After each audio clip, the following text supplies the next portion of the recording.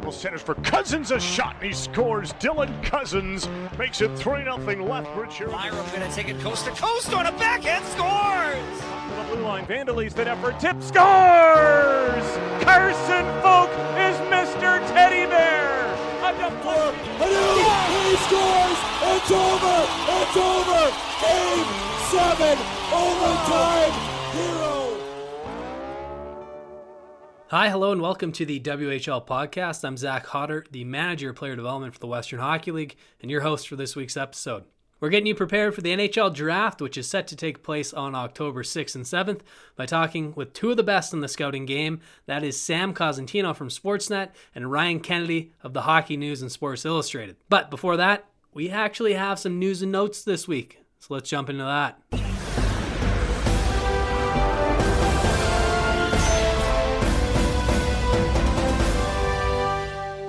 We start in the NHL. Was Goodrow, and the Tampa Bay Lightning have won the Stanley Cup! 11 WHL alumni were part of the second Stanley Cup championship in the history of the Tampa Bay Lightning. They include players Braden Point, Braden Coburn, Tyler Johnson, and Luke Shen, assistant general managers Stacey Roast and Jamie Pusher, as well as hockey operations staff Grant Armstrong, Jamie Berger, Daryl Plandowski, Brad Whalen, and Josh Dye. Point finished second in scoring in the playoffs with 14 goals, 19 assists for 33 points in 23 games. Turning back to the WHL, Lukas Sevjovsky and Dustin Wolf have been selected to participate in USA Hockey's National Junior Team Evaluation Camp. Wolf, the reigning WHL and CHL goaltender of the year, participated in the 2020 World Junior Championship with Team USA, while Sevjovsky is looking to make his first World Junior team with the US club. The evaluation camp will be held October 8th to 13th in Plymouth, Michigan. The Spokane Chiefs have hired associate coach Ryan Smith to round out their new coaching staff, led by Adam Maglio. Smith spent last season as an assistant coach with the Medicine Hat Tigers and won the 2018 WHL Championship as an associate coach with the Swift Current Broncos. That's it for the news and notes this week. To stay up to date on everything Western Hockey League, check out our website, whl.ca, or stay up to date on Twitter at the WHL.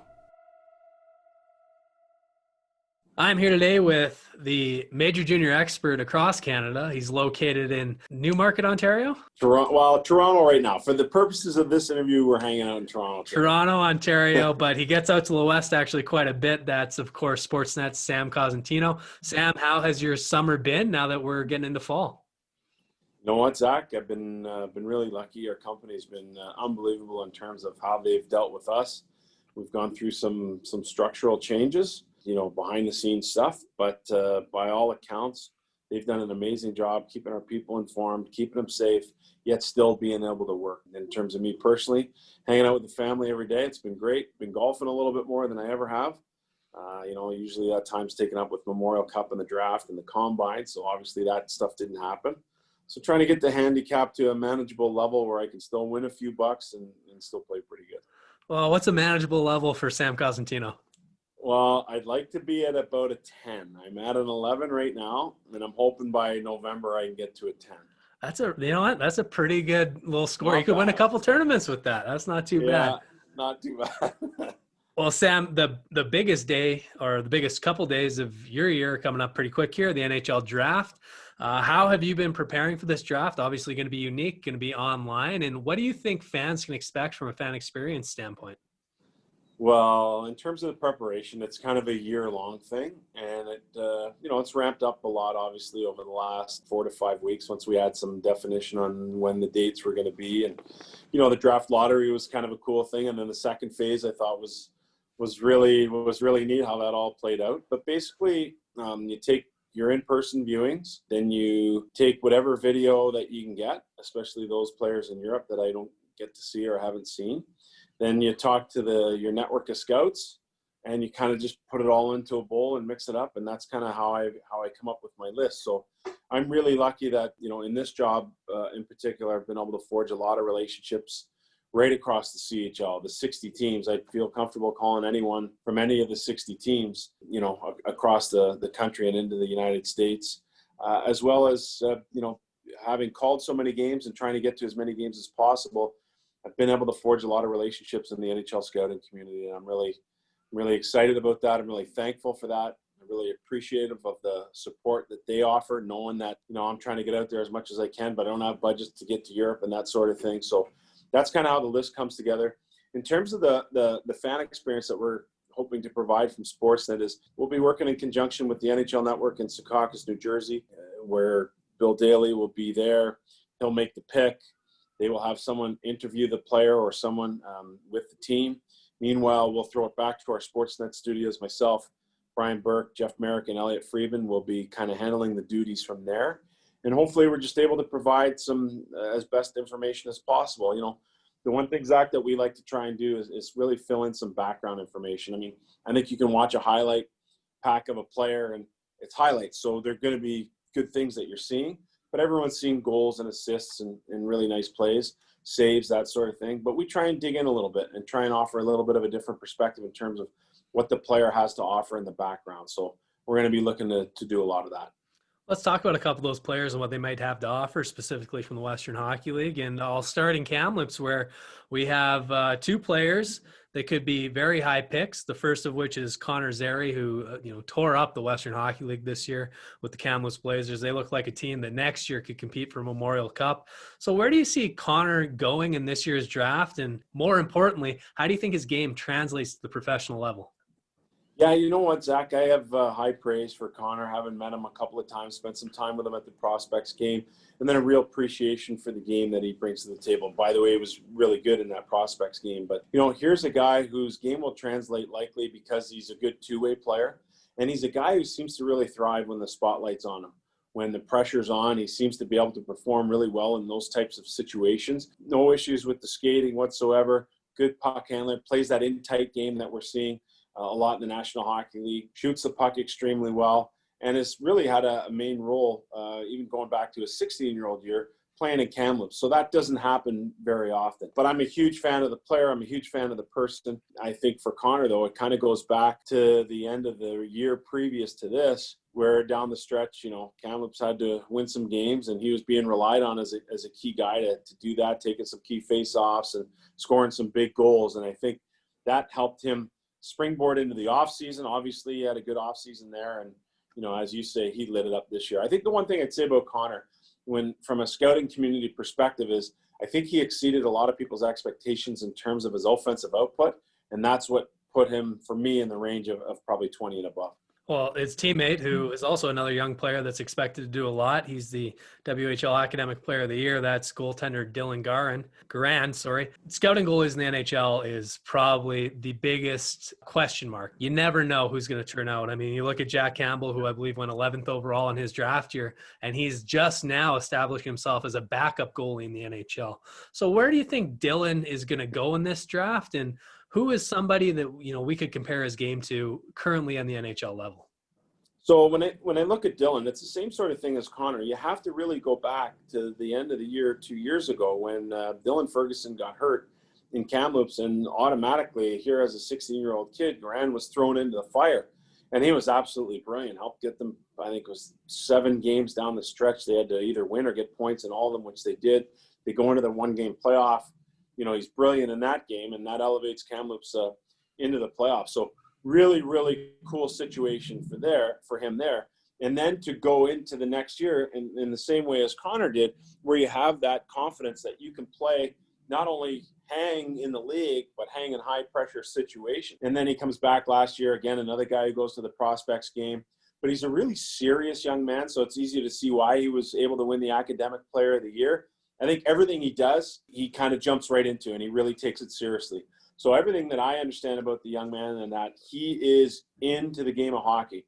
I'm sure he's one of those guys who's probably a pool guy or a fantasy guy, or one of those guys who would look across the WHL and he'd be able to tell you, oh yeah, I know this guy, or I played against that guy, or I know what the top 10 in scores looks like. I know who the top 10 save percentage guys are that I'm up against in the league. So he's into it, man. And I love that about him. He seems like he's a real hockey nut. In terms of his game, he has a nice blend of athleticism, control, I think being a little bit on the smaller side when it comes to what we're seeing in the National Hockey League these days. You have to be able to kind of get outside of your comfort zone a little bit. You have to be aggressive. You have to get out, play the top of the crease, be aggressive on shooters as somewhat of a smaller guy. And so I think he has the ability to do that. So I guess if I look at him, he's maybe not quite as dynamic as what a Marc-Andre Fleury would be, but in terms of being able to have that athleticism, you know, a guy who's serious about his craft, although Marc-Andre Fleury before games and maybe after games, Dylan, I think, is a more serious guy than that. But in terms of his ability to have success, I think in size and that sort of thing, I think Marc-Andre Fleury would be a guy that I would look at as being comparable to where Dylan is. Well, there's no pressure on him now. Marc-Andre Fleury only went first overall in his draft year. But, you know, when you talked about Dylan there, you were talking about he's dynamic, he's locked in, he knows what he needs to do. And looking at your career, you've been that same type of person. I mean, you've not only been the prospects expert for Sportsnet for countless years now, but you've also been a play-by-play guy for the Montreal Expos, and you've had Blue Jays Central. So how do you think your experience that still exists in baseball helps you in your current role ranking these draft prospects? Well, I think when you go back and look at baseball, it's really difficult to kind of break into the circles of people there. And so for a lot of time, I worked in the visiting clubhouse, and you had no choice but to make relationships. And then in '96, I worked as an assistant equipment manager with the Blue Jays before getting into the broadcast stuff in '02. And again, you're kind of forced to grow up. You're kind of forced to make relationships. You're put in some, at times, uncomfortable situations. And so when I got on to being the kind of the prospects guy for Sportsnet, it was really just about relationship building. And I think a lot of those experiences in the past and trying to break through some of the tough exterior that baseball people generally have really helps you to create relationships, you know, an NHL scout, and go up there and say hi and, hey, what do you think about this guy?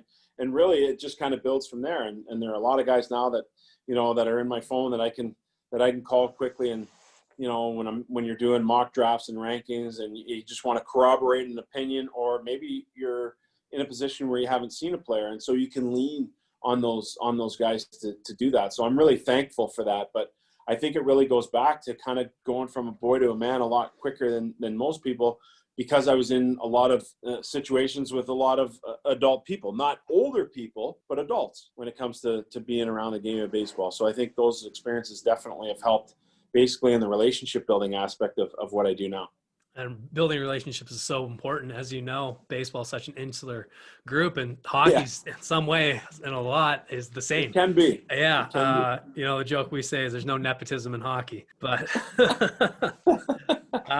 you know, when you talk about relationships and how important those are, when you look at a guy in Prince Albert like Ozzy Weisblatt, you talk about relationships, that might be a name that we hear a lot more, because he also has a younger brother that's going to be entering the Western League this year. But what does Ozzy do? He's projected late first, early second right now. What about his game has really improved since he's gotten to Prince Albert? Well, it's his work ethic, his energy, his compete. Those are the things that stick out with him automatically. And so and then as you continue to watch the player, you understand that there's a really good skill set there. The ability to get the shot off in a hurry, good quick release. He can beat you going wide. He has no problem going to the middle of the ice. What's really cool about his story is the adversity of growing up, basically being raised by his mom, you know, 3 brothers and a sister, I believe. I've watched Orca play back some games with Calgary, and Oasis is coming on the scene here pretty soon.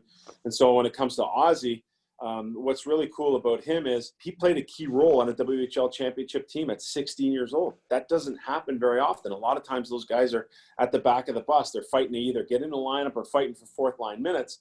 But because of his energy, his passion, his drive, and his skill, it allowed Mark Hapshide to play him as a third line guy. And so that's where he really jumped off the page for me. And then you come back this year, you're given more responsibility. You're given some more of those high leverage minutes and power play time that you weren't able to take advantage of as a youngster. And then you capitalize on those situations and on those opportunities, and it helps your growth as a player.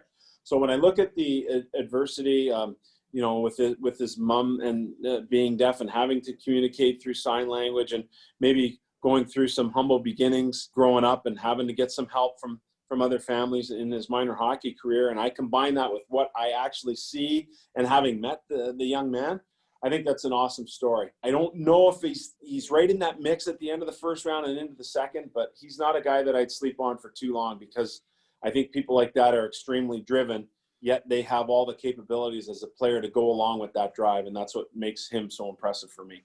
And he just keeps getting better too. Another player on his team is most likely going to be a top 15 pick would be Caden Gooley, brother of Brendan Gooley. Prince Albert is turning back into a hockey hotbed for these first round picks. And, Mark Habshad, they won the championship last year. They're technically still the reigning champions of the Western Hockey League. So he'll go into the draft with that as well. Sam, you're based in Ontario, but you made it out to the West on several occasions. You've been around our league quite a bit, called games all over the Western Hockey League, including, I'm sure, in buildings that don't have teams anymore. The clubs have moved on. Yeah. But in your travels, where's your favorite place to go call a game or to go watch a game in the Western Hockey League? Well, I like Kelowna. I mean, just the city. The Hamiltons have always treated us well whenever we've gone in there, and going back to the days of even when Habby was there back in 2004 through to Jeff Trude, who's still someone I call a close friend today, and obviously Ryan Husk has done amazing things as an assistant in Calgary, and it's really carried on. Got to know Adam Foote there for a short period of time, but Chris Millette is a guy who has kind of transitioned through a few of those guys who now has the opportunity to run his own show. So from a coaching and management perspective, we always get treated extremely well going in there. I mean, how can you not like the setup where you stay in the hotel right across from the rink? Obviously, you got the mountains close by. I've brought my family out skiing to Big White in each of the last few years. There's golf there. I'm a big wine guy, so the wineries are there. So it's not just, going in there and going to watch a hockey game, but allows you to kind of live a human life a little bit too every time you go to Kelowna. So really sucked that we missed the 2 weeks there for the Memorial Cup this year, but I have so much respect for the organization, the way it's been run, all the players that they've produced in the National Hockey League. So getting out there to see a game for me is probably my favorite place in the Western Hockey League. Having said that, Victoria is a pretty close second, and for a lot of the same reasons. Yeah, I lived in Victoria for a couple of years when I was going to university. It is a great place to live. And, it's funny, you picked two of the most temperate places in the Western Hockey League as your favorite place to go. Yeah. Sam, last player I'd like to ask you about here. This guy, he's been same kind of situation as Ozzy Weisblatt, where at 16, he was asked to do probably more than most 16-year-olds do. And then at 17, really came into his own on a very good team. And that's Jake Neighbors from the Edmonton Oil Kings. Where do you see Jake progressing? And, let's just look at his next 2 years. Is this a guy that next season has an opportunity to play for Team Canada at the World Juniors? Well, I think so. And when, it's funny that we're talking about Ozzy Weisblatt and Jake Neighbors. Those guys are best of buddies. In fact, it was Jake who took it upon himself to learn sign language so that he can communicate well with the Weisblatt family. And I think that's such a cool story for a young man to take that upon himself. So I really, really am impressed by that alone. That's kind of the starting point for me.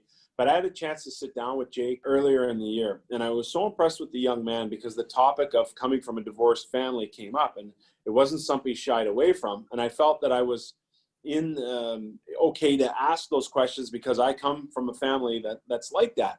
And Jake was really open and honest about it and how he's kind of navigated through that, which can be a very difficult thing for kids at times. So that's just all the background stuff that we had talked about before.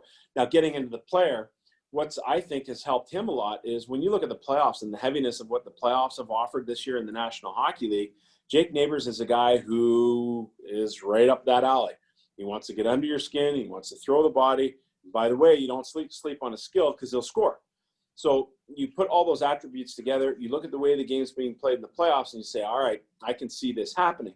What's important to know about that type of skill set is the fact that if for whatever reason you're in the National Hockey League, you're playing, you're bound to go through slumps, you're bound to get pushed up and down in the lineup.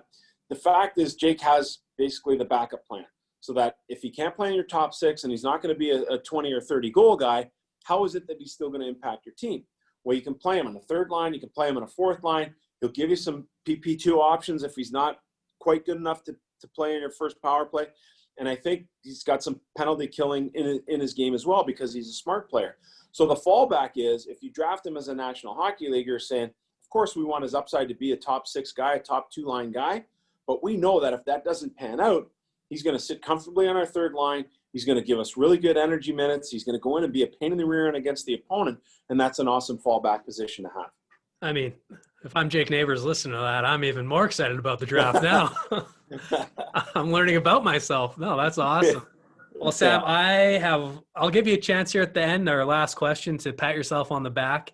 I talked to Ryan Kennedy last week, who was obviously with the Hockey News, and I asked him, you've been doing this for so long, you've seen so many players, but I'm sure there's one player that you said, I really think this guy is going to be a lot better than what people have him projected to be right now. And Ryan Kennedy said, well, when I saw Anthony Cirelli play for the first time, I said, this guy, there's something special. So do you have a guy that you saw play and you just thought, there's something here, and I think this guy's going to do great things?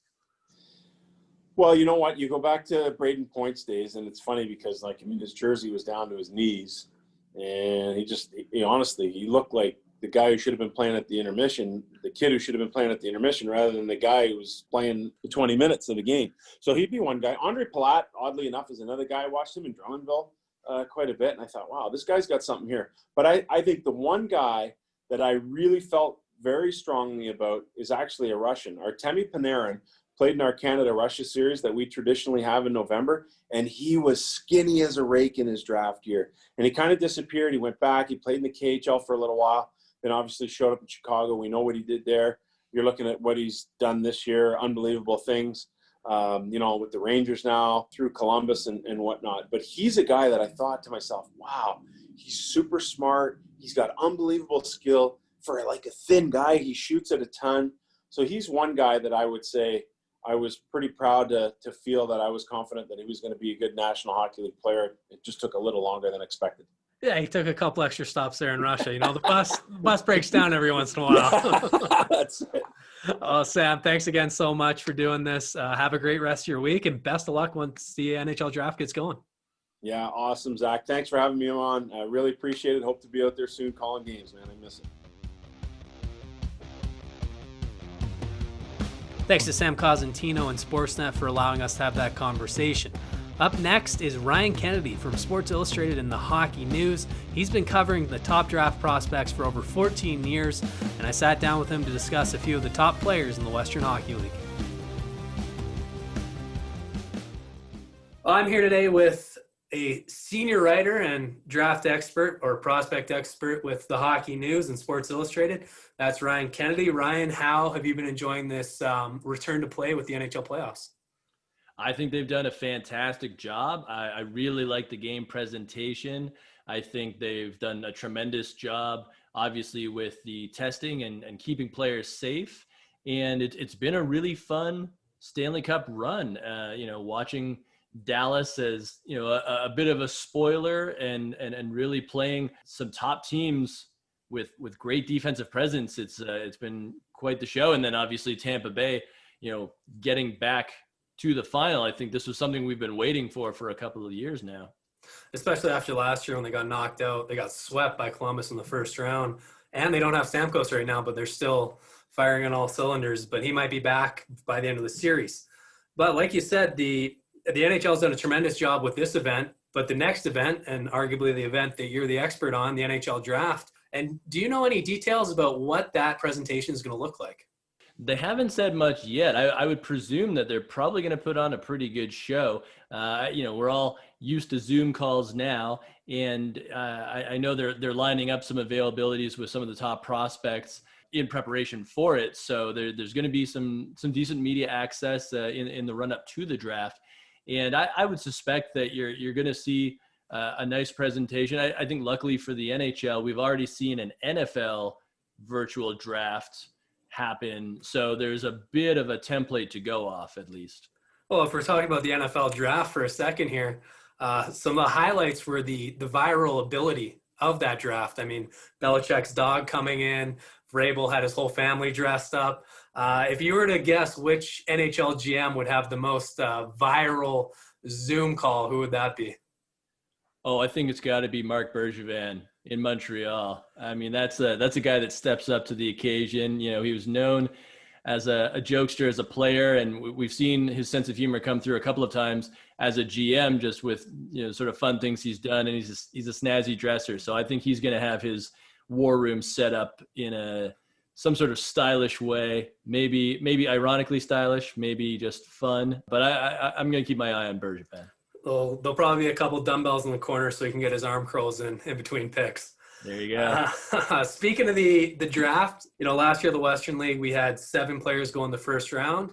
This year it's a real toss-up, but we have a few players that are what it looks like to be surefire first-round picks. Start with Caden Gooley. He's a defenseman for the Prince Albert Raiders. What about him do you think makes him a top prospect for this year's draft, and how do you think his game translates to the NHL? Well, with Gooley, obviously the big positive with him is his skating. He has fantastic skating ability, and you look at the NHL today, it's all about mobility, particularly on the back end. He's got really good edges, pivots well, and he defends very quickly. And, this is a guy that he does have offense in his game, but really more of that two-way guy. He can be physical, closes gaps really quickly. I would say you're getting a little more defense than offense there, but that's certainly not a bad thing. He is a blue liner, and I think there's a lot of translatability in his game because of that skating ability. It's such a good building block to have as a foundation in today's game. You might not be able to answer this question, but his older brother, Brendan, is also, he's up and down in the NHL, but he was a first-round pick. He's played, I think, close to 100 NHL games. Do you know if NHL teams or NHL scouts, how much weight do they put on the bloodlines of players like a Gooley when they're evaluating his play? It's certainly a box that they check off, and it doesn't even necessarily have to be in hockey. I think if players come from athletic backgrounds in general, it's seen as a plus, and it could be brothers and sisters, it could be the mom or dad, but any sort of high level activity is seen as a plus. And then of course it is a bonus if you had a brother or a dad who played in the NHL, just because then some of those players, they've been around the NHL dressing rooms before, they know what to expect, they train like pros. So that sort of specialization is obviously key, but any sort of high level athleticism, I think, is a bonus. Yeah. You think about in the OHL with Liam Foodie and his parents, how, Olympians and CFL players, it's the bloodlines, that athletic, the high level competition players. Transitioning back to our league, we just talked about a defenseman. Let's talk about a forward now in Portland, Seth Jarvis, who, he was ranked coming into this year's draft, but he's just gone up and up and up. And he had an opportunity to compete for the scoring title in our league had we would have had a full season. But what about Seth's game really caught your eye this year? Well, it's the great combination of speed and skill. He's an elusive guy, and obviously 98 points in what was a shortened schedule. That's pretty impressive. And talking about, right now, here's a kid that, he likes Braden Point. We see a lot of similarities with Braden Point. Braden Point currently starring for the Tampa Bay Lightning, in the playoffs. 10, 15 years ago, Seth Jarvis with his size probably would have been relegated to the second round, as Braden Point was when he was originally drafted. But now NHL teams see that it's not really size that's going to matter that much at the NHL level. These guys that, are in that sort of 5'9" to 5'11" range. If you can't catch up to them, you can't hit them and you can't get the puck off them. And, Seth Jarvis, tremendously impressive this year. I really liked him at the CHL Top Prospects game. I thought he acquitted himself very well there. And, this is a player that I think a lot of teams are going to be jockeying for position in that first round and thinking, okay, if he's still on the board at a certain number, do we need to trade up to get him? Because I think there's going to be a lot of suitors for a kid with that package. His compete level is really what caught my eye when I got to see him play this year in Seattle. I played with Braden Point and Moose Jaw, and, that's a really good comparable for him because they're both undersized guys that when they go on the corners, they always seem to come out with the puck, which was frustrating when you're playing against them. But if you're a team drafting, it's definitely a guy you want. You've been with the Hockey News since 2004 now. You're their prospect expert. What do you, when you're scouting players, how do you go about scouting? And then what's the rubric you use to evaluate these guys and put them into your own lists? Well, for me, it's definitely a combination of personal viewings and talking with NHL team scouts. And, I have sort of a network of teams or team scouts that are across the globe. And I think that's really important is you want to have people out west that see the dub kids consistently. You want to have guys in Ontario and in the Quebec League in the States, Sweden, Finland, what have you. So for me, I love to see as many of the kids in person as I can in a given year. And then, I also want to get input from scouts because, they're the guys that are seeing these kids, multiple times. And, if it's a regional scout, he might see them half a dozen, maybe even more times during a season. I also think it's important to see how a kid progresses throughout the year. So, we're talking largely about 17-year-olds, and they're still growing into their frames. They're still finding themselves in major junior. And, a kid that is just getting, his footing as a 17-year-old might blossom over the course of 5 months. And I think that's why you really have to take in the whole season, or as much of a season as you can, and say, how far did this kid have, and how far can they still go? You're looking at potential, you're looking at upside. Skating obviously very important these days. Hockey sense is another thing. You're looking at things that you can't necessarily teach. And yes, you can get better at skating, but if you already have that mobility, you certainly have a leg up on the competition. You're so knowledgeable about these kids and about what teams are looking for. Have you ever had the opportunity to join a team's scouting staff, or have you been approached by NHL teams saying, hey, we want you to stop telling everybody else who to draft and start telling us who to draft? I haven't yet. That would be a very interesting opportunity if it arose, but I have so much respect for the NHL team scouts that are out there. The work they put in, then the knowledge they have, just breaking down, granular skills in these players. You think about the edge work in skating, and you think of, breaking down a player's stride. And for me, it's just fascinating to talk to these folks. And for them to say like, oh, he's a bit of a knock-kneed skater, he's a bit of a bent-over skater, they really break these things down. And to me, it's fun to tell the stories of these players. And when I get to interview them, I kind of joke, it's like comic books. I tell origin stories. Where did this kid come from? And you're going to see them turn into something, potentially great in the next sort of 5 years or so. And that's where I get a lot of enjoyment out of the job. I love that. The origin story. That's awesome. You talk about those scouts are seeing these kids every day, that granular development. Well, they get to see players like Tristan Robbins, who at the beginning of the year wasn't really that highly ranked, but has slowly progressed throughout the season up until the shutdown into a guy that could be, a third round, potentially second round pick. So what did Tristan do? He's another undersized guy to really catch scouts' eyes this season. Well, he's the perfect example of a kid that showed progress in his game. And I think the most important thing for scouts was he learned to share the puck more effectively as the year went on. He's a high energy kid. He's got some good skill, but he really built up his game during the year. And, he ended up leading the Blades in scoring, which is obviously a very nice check mark for him. But, he got better. And I think that's the important thing. We didn't see him at the CHL Top Prospects game. And now we're seeing him as a player that, has that sort of top 60, top 65 potential. And, talking to scouts, like you said, he's one of those kids where, he might go in the third round, but there might be a team that doesn't want to miss on him and goes for him in the second. And that's sort of the fun of draft day and draft weekend is seeing how teams position themselves to make sure they get the kids they want. Well, Ryan, 16 years with the Hockey News and now Sports Illustrated. How did you get into sports writing when you first broke out of university? And why did you choose hockey over any other sport? Well, I've always been a big hockey fan. And, coming out of university, I did a lot of freelancing where I would write about, basically any subject that interested me or that I thought I could sell. So, a lot of it was music, but some of it was like design, or, I even wrote for an airplane magazine.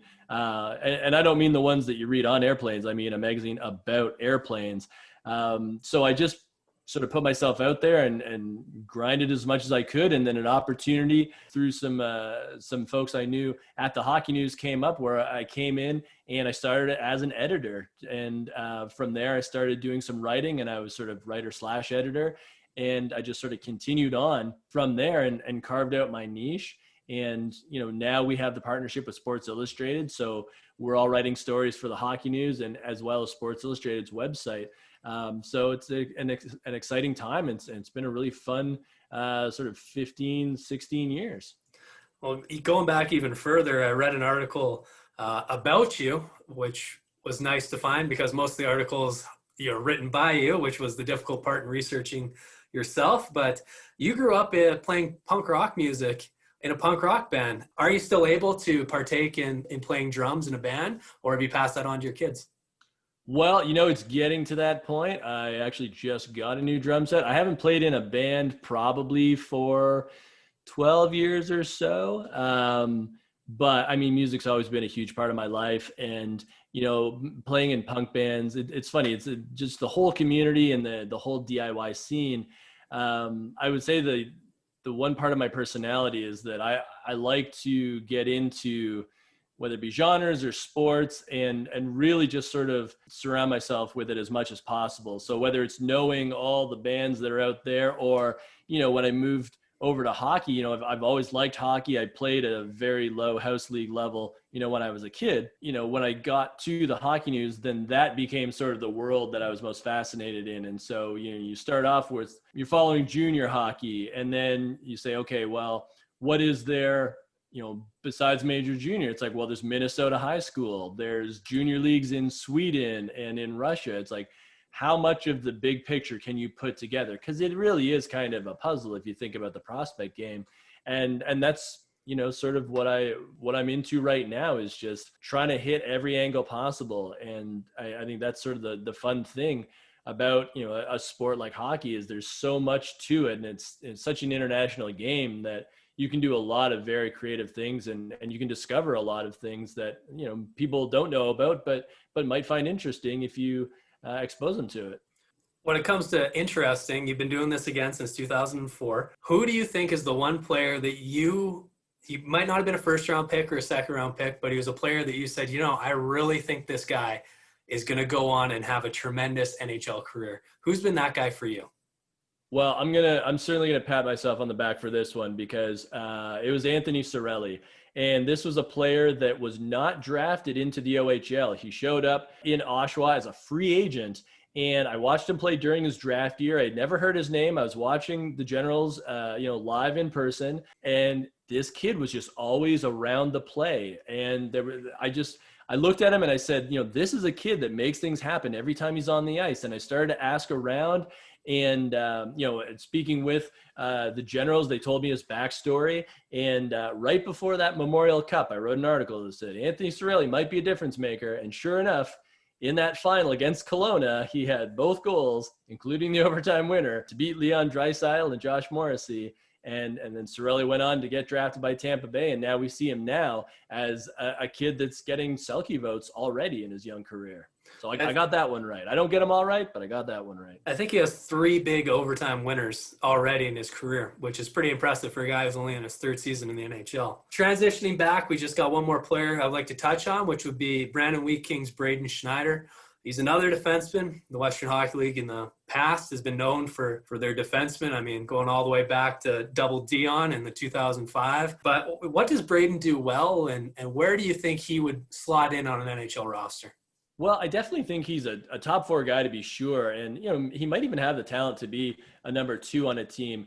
Great physical game, great defensive player. What I really like about Schneider, he plays a pro game, and he's almost kind of like a safe pick where you look at him and you say, yeah, that's a kid that's going to play in the NHL for a long time. Like, he's got 15 years written all over him. Big body, skates well, has some offense to his game, more of a penalty kill guy, really, but he's strong. And, what I also think is sort of a good omen for him is Hockey Canada loves him. He didn't make the World Junior team, but came pretty close. And, I know speaking to the coaching staff during the training camp, they really liked him. So I think that bodes well for Braden Schneider is, when your country's national team keeps you hanging around and wants you on those national teams, I think that's great for him. And I think he's just a really solid prospect. Well, that Brandon team next year could actually be one of the top teams in the Western Hockey League. They also have Ridley Grieg on that team, as well as 20-year-old Luka Burzan, who should be coming into his own next season. My last question, though, for you, if you look at the overall draft, what can Western Hockey League fans expect? Again, we had 7 first-round picks last year. Don't think we'll see that again this year. But, how many players do you think realistically could come out of the Western League this year? Well, I think it's probably going to be a similar number. It'll be a pretty standard number, but you're right. It's not going to be a big first round for the dub. You're looking at Jarvis, Gooley, Schneider. You never know. I mean, you might sneak one more in there towards the end of the round because, I always say it's like 25 to 40. Every year it tends to be kind of a pretty level playing field. It comes down to team preference.